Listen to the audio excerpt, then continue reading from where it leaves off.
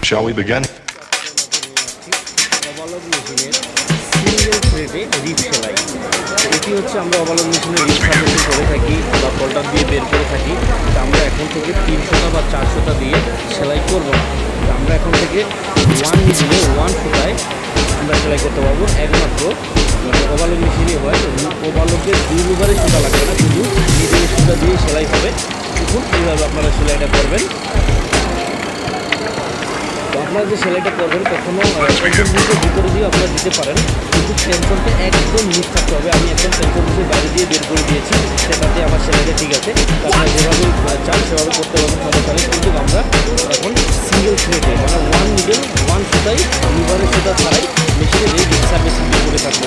তো বন্ধুরা, আপনাদের এই ভিডিওটা যাতে ভালো থাকবে, ভালো লাগবে, বেশি বেশি শেয়ার করবেন, লাইক করবেন, কমেন্টস করবেন। তো এই পক্ষে